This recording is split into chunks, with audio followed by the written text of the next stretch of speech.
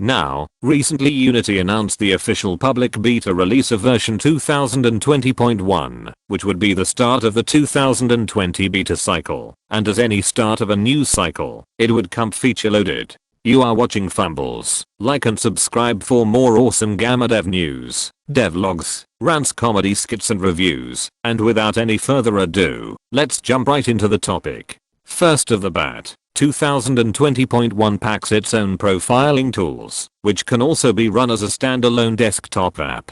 Furthermore, the profiler has been made more stable for Android devices, and also packs a flow event feature. There is also a code coverage package available for preview and testing. Second of all, there is Visual Studio integration into packages. Further scripting improvements have been made, and you no longer need to reference a non-generic subclass for creating a field out of a generic subclass. Further features include FBX enhancements, a new axis conversion setting, support for custom attribute data from SketchUp assets, the option to ignore gamma correction when importing PNG files, which can help with color consistency across different platforms. New abilities for presets, applying only a partial set of properties from a given preset, and filtering in the preset manager, based on a file's path. Addressables user experience, UX, improvements. Runtime catalog updating and sub-object support. Support for importing asset files greater than 2 GB.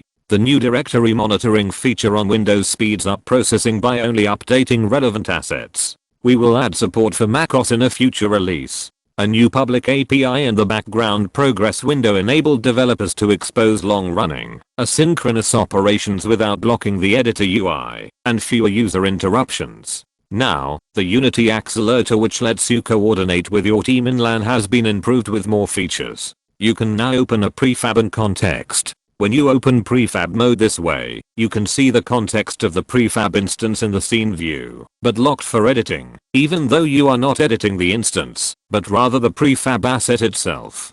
2D physics as an overall has been improved with enhancements and project structure improvements. The animation rigging package now comes with a bidirectional motion transfer, and the particle system is now improved to include freeform stretching and lifetime bi-emitter speed module, thus allowing it to comfortably emulate fire or water drops. Graphically, the most important feature has to be proper ray tracing support. Furthermore, there is camera stacking available in ERP, lighting settings have been changed, and a new streaming virtual texturing system has been added. And more platforms and improvements in platform support has been added. All in all, this version is feature packed, and now, you can also win a new NVIDIA RTX 2080 from Unity itself, if you manage to report a new, unknown bug in this version to them. I will link the page in the description.